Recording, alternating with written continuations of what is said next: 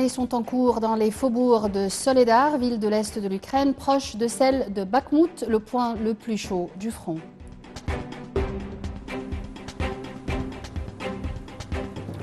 Une de l'actualité, c'est le président Abdel Fattah al-Sisi qui a donné ses directives d'imposer un contrôle sur les exportations agricoles égyptiennes afin de présenter des récoltes de haute qualité tout en comptant sur les entités relevant du système de codage de la quarantaine agricole.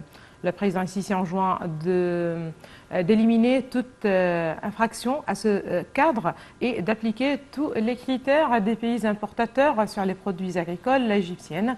Ceci intervient lors de la réunion présidée par le chef de l'État et en présence du Premier ministre Mostafa Madbouli, du ministre de l'Agriculture et plusieurs hauts responsables. Le Premier ministre Dr Mostafa Madbouli et son homologue somalien Hamza Abdi ont assisté à la signature des mémorandums d'entente visant à renforcer la coopération conjointe dans le domaine d'information, de la culture et d'enseignement. D'autres mémorandums d'entente ont été signés pour élargir la coopération entre le ministère de Waqf égyptien et somalien au cours de 3 ans.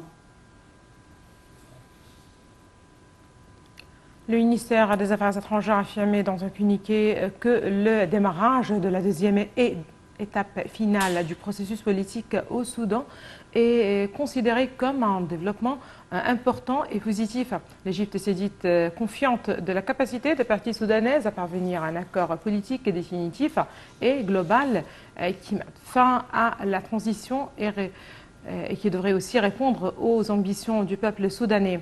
Le ministère des Affaires étrangères a appelé toutes les parties régionales et internationales à reprendre l'aide économique et dans le développement, à présenter au Soudan ce qui aidera Khartoum à relever les défis économiques dont le développement se reflètera positivement sur le niveau de vie des Soudanais et contribuera à réaliser le consensus politique global.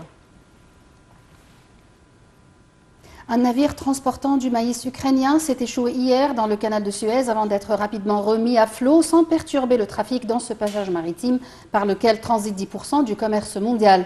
L'agent maritime norvégien LED a indiqué que le MV Glory était remis à flot par l'autorité du canal de Suez après s'être échoué alors qu'il rejoignait en convoi près d'El-Qantara, non loin de la ville d'Esmaïlia dans le nord-est de l'Égypte.